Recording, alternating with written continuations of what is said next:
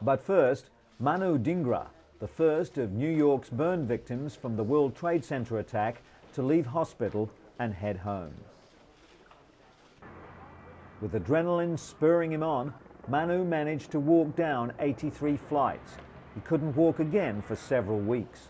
His long road to recovery began at Cornell Hospital, where he was treated for second and third degree burns to 35% of his body. The first thing doctors had to do was resuscitate him from shock. Next, he was given 40 litres of fluid, and only then could they treat his pain. Manu's face had swollen to twice its normal size. But despite the many agonising months he's had to endure, the horrific burns have not beaten his spirit.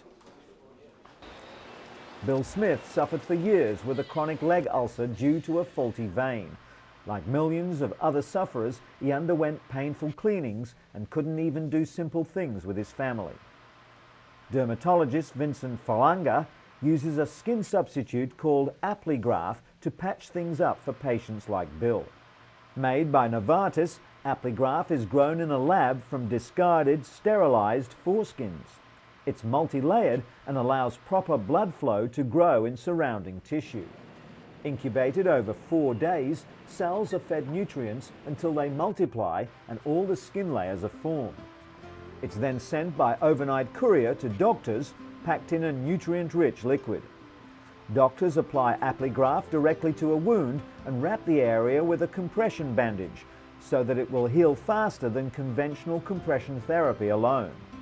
Apligraf is also being studied for use on other types of skin wounds, like those caused by diabetes, sickle cell anemia or burns. And speaking of skin, workers at Genomics Collaborative Incorporated in Cambridge, Massachusetts begin each day with a new delivery of blood and tissue samples. They never know how many they'll receive, but they must carefully process each sample immediately. Lab Director Janice Williamson knows firsthand how important biological specimens are to research. She once spent 2 years tracking down tissue samples for a single research project. The founders of GCI understood this and decided to do something about it. Just 3 years later, they have more than 500,000 samples in their collection. The samples are mainly from people with cancer, heart disease and diabetes. Tissue is taken during surgeries to either remove a tumour or, in the case of heart disease, during bypass procedures. GCI has already begun using their own samples of DNA to search for genetic clues for common diseases. With hundreds of samples on each chip, they're helping others as well as themselves fund and potentially find future cures. And for the past 4 years, Diana Campuzano has been on the painful road to recovery. She was badly injured during a 1997 Jerusalem suicide bombing. She's seen here being treated moments after the bomb ripped open her face. We're so used to scenes like these that we rarely comprehend the scale of the trauma that victims must cope with after the attack. It's taken 8 painful surgeries to reconstruct bones, put pins in her skull, fix shattered eardrums, remove scar tissue, and even tattoo eyebrows back onto her face. Today, surgeons are trying to reduce scarring on Diana's forehead. There are some things that can't be fixed. The scarring from burns, her eyesight in one eye, and of course the emotional distress. The bombing has left Diana suffering post-traumatic stress disorder, crippling anxiety and flashbacks. Her faith has been tested to the extreme, but ultimately it has seen her through the tough times. According to Diana, despite it all, she's grateful to be alive.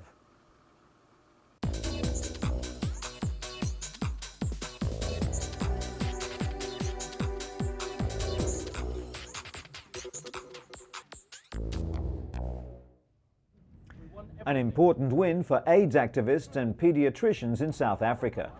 The High Court of Pretoria ruled that the government must provide the AIDS drug nevirapine to expectant mothers infected with HIV. Nevirapine can reduce HIV transmission from mother to child by up to 50%. South Africa's biggest activist group, Treatment Action Campaign, launched the suit after the South African government refused to administer the drug to pregnant women in public hospitals and clinics. Before the ruling, German drug company Boehringer Ingelheim, which makes nevirapine, offered it for free to developing countries for 5 years, but South Africa has not responded to the offer. The decision requires President Mbeki's government to formulate a plan for dispensing the drug, but the government argues that even if given nevirapine, women will still transmit HIV to their children through breast milk. As many as 70,000 children are born HIV positive here each year. As HIV continues to spread across the globe, the cost of treating the deadly virus is becoming more prohibitive. The drug cocktail costs each patient $15,000 a year, more than the average person's wages in many developing countries. But US scientists report that it may be possible to cut a patient's dosage in half, reducing side effects and cutting costs. Researchers at the National Institutes of Health in Bethesda, Maryland, took a group of 10 patients and put them on intermittent treatment, 7 days on drug therapy and 7 days off for 68 weeks. They monitored the patient's viral load, or the level of HIV in the patient's blood after 7 days off the treatment, and found the results were almost identical to patients who received continuous therapy. Cutting back on highly active antiretroviral therapy, or HAART, can suppress the virus without creating resistant strains. Follow-up research will be conducted in the United States and Uganda in the hope that more drugs will be available to developing countries. The cost reduction could also prove critical in places like Africa, where more than 28 million people live with the virus. Justin Ligrecki is like any other 18-year-old, going to school, hanging out with friends and following the football. But Justin is also part of the first generation of teenagers born with HIV. Daily antiretrovirals make him feel sick, but it's the emotional battle that's the hardest, like deciding to tell schoolmates about his HIV status. The fact that drugs are keeping teens alive well into adulthood has brought a new set of problems, like dating. Despite his HIV, Justin does have a steady girlfriend. Justin's adoptive mum, Melody, initially didn't want him to reveal his HIV status, knowing the bigotry he'd face. But instead of hiding, he set up a foundation to fight prejudice. No one knows how long this first generation of HIV-born babies will live, but Justin remains optimistic. For 2 decades, male condoms have been the primary tool for stopping the spread of HIV, but now researchers at Duke University in North Carolina are hoping to give women more control over HIV protection. While much attention is focused on time-consuming and expensive research, Dr. David Katz is leading research on a relatively simpler topical compound. It would kill the HIV virus on contact using microbicedes, or what some would call magic bullets. Women whose cultures allow them little reproductive control would benefit most from the compound. Bioengineers want to develop a product that prevents infection but not pregnancy, for fertility and religious reasons. It's also difficult to design a compound that works on all women all over the world.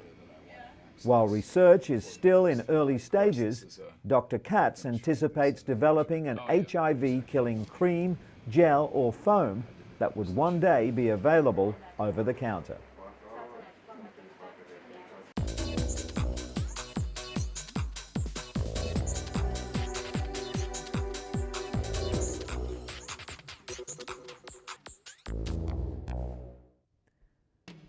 The ancient medicinal ginseng root is big business in Korea.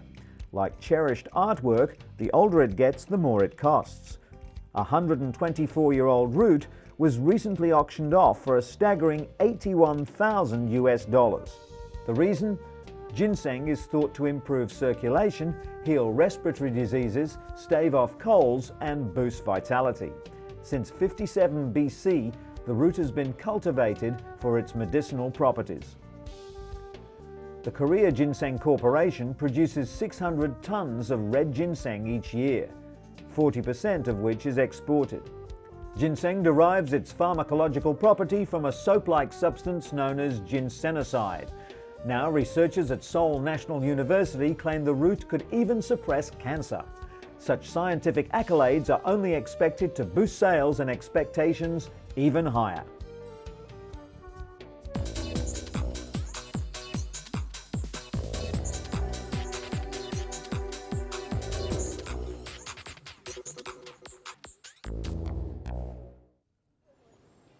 The Balabanovo summer camp, 100 kilometers west from Moscow, looks like thousands of other similar recreational sites where Russians with modest family incomes choose to send their children for summer holidays. But in a certain way, Balabanovo camp is unique. The children who come to spend summer here are afflicted with various physical and mental disabilities such as cerebral palsy, autism, birth defects and mental disabilities. The camp is the summer base for a rehabilitation program called The Sunny World, developed by a group of Russian therapists and psychologists. The program involves a set of activities aimed at restoring children's physical and mental abilities, with therapeutic horse riding being the major element. Therapeutic riding is the combination of physical therapy and equestrian techniques designed to build strength, coordination and, most importantly, self-esteem. The disabled children come to the camp with their families. Creating a familiar, friendly environment is one of the major elements of the program. The disabled kids interact with other children, with parents and instructors. They feel safe and happy and are willing to develop new skills and abilities. Katya, one of the children at the camp, developed cerebral palsy after a near-drowning accident when she was just over a year old. Soon, it became clear that she wouldn't be able to walk or talk, and her condition worsened. Her parents tried various medical options and treatments, but none had any effect. But now, at the age of 14, just 2 years after joining the program, Katya's progress is evident.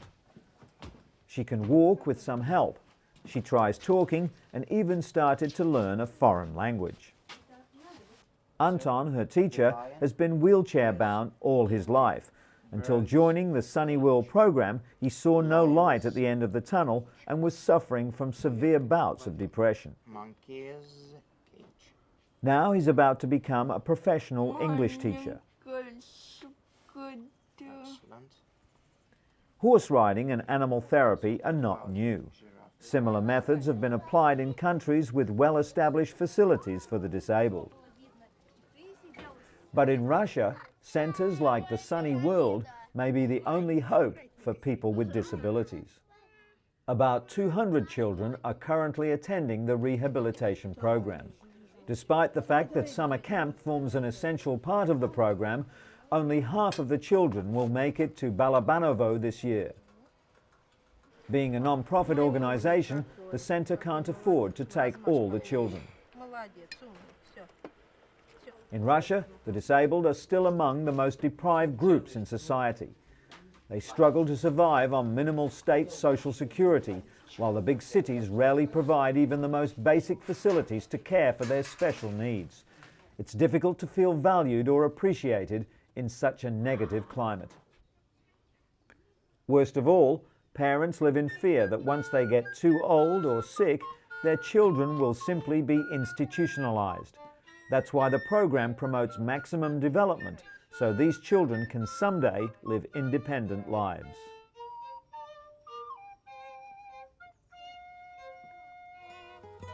And in an update to a story we brought you a few weeks ago, separated Siamese twins Ganga and Jamuna Shrestha are going home to Nepal. The rare babies underwent a 97-hour operation at Singapore General Hospital to separate their skulls. Jamuna, the stronger of the two, is learning to sit, while Ganga is gaining control of her head but has difficulty fixing her vision. The babies have not suffered any major strokes, brain swelling or infections, according to Professor Ho Lai Yun. Dozens of well-wishers, doctors and nurses were at the airport to bid them farewell. The twins and their family spent more than a year in Singapore and will return one day for more reconstructive surgery. After an emotional and thankful scene, the twins, their parents and grandparents left for Kathmandu. There they'll stay until the girls are healthy enough to return to their distant home village with only scant medical facilities. In stark contrast, a beacon of hope shines brightly in New York City. The Montefiore Children's Hospital offers the latest technology and surrounds to help youngsters deal with what can often be a scary experience. Movable computers allow healthcare providers to take notes more easily and ensure that proper medications are prescribed. The kid-friendly environment encourages patients to learn as well as heal. The lobby highlights the building blocks of life, and each ward has a theme.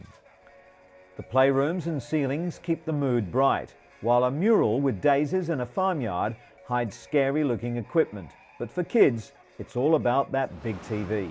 Best of all, any child is welcome at Montefiore. That's why it's situated in one of the roughest neighborhoods in New York. The high-tech wonder can turn an often terrifying experience into a time of wonder and exploration.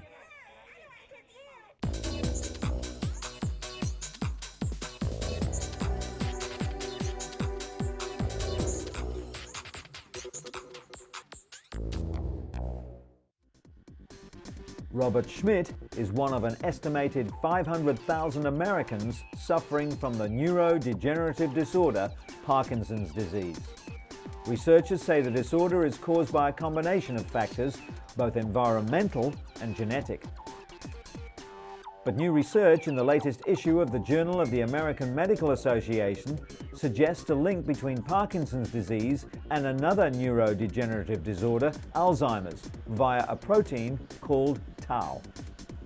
Doctors at Duke University Medical Center believe they've found the connection on chromosome 17. Unlike the abnormal deposits of tau found in the brains of Alzheimer's patients, Vance says there's no abnormal tau in Parkinson's patients. Instead, researchers are finding a rather common form of protein that increases the susceptibility of developing late-onset Parkinson's disease. Duke researchers have also discovered 5 new genes linked to Parkinson's disease and hope the latest discoveries will bring them one step closer to finding a cure for the debilitating disease. Scientists at the University of California have developed a new way to detect changes in the brain before symptoms of the devastating disease begin. They believe it will revolutionize the way Alzheimer's patients are treated. During testing, a patient is injected with a new chemical which seeks out abnormal deposits in the brain. The patient then enters a PET scanner which shows where the chemical has accumulated. The technique is still undergoing clinical trials, but the potential benefits for Alzheimer's sufferers are huge. Dementia-related diseases affect more than 30% of people over the age of 80.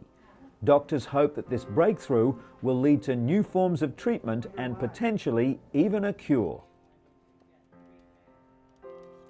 And while we're on the subject of aging, could a simple pill help men go through the infamous midlife crisis? Some doctors now say the midlife change is caused by dropping levels of the male hormone testosterone. This would mean that men go through their own form of menopause, called andropause. Some doctors offer patients testosterone replacement therapy to fight the symptoms of andropause, such as mood swings and osteoporosis. However, other doctors, like psychiatrist Dr. Thomas Wise, say that andropause is not a biological stage of life like menopause, but rather a psychological phase. Testosterone levels drop in men starting as early as age 30, and by age 70 can be half the level found in young men. The testosterone drop is blamed for what was once thought of as normal aging: muscle weakness, sexual dysfunction, weight gain, fatigue, and even high cholesterol. Dr. Wise says that aging is a fact of life, one that may not be alleviated with a simple drug treatment. Rather, he prescribes regular checkups, a healthy diet, and exercise. They say it's never too late to learn a new trick. And Robert Van Cleve is living proof. At 77, he's become a bona fide surfer. Web surfer, that is. Research has shown that isolation and consequently depression are high factors in elderly mortality rates. Many nursing homes are broadening their patients' horizons by getting them online to research healthcare or chat with other internet junkies. Special keyboards are easy to read and easy to use, building confidence and alleviating fears. Robert researched angiograms before he underwent one. He also surfs the net to learn more about his medications. Doctors caution that not all of the 17,000 health websites are credible. There's little regulation on the industry and some information may be downright dangerous. Everyone, no matter what age, should view online health information with a discerning eye and always check with their doctor. Today's seniors have seen a lot of change in their lifetimes, from radio to the internet. Going online is just the latest way they can stay engaged without leaving home.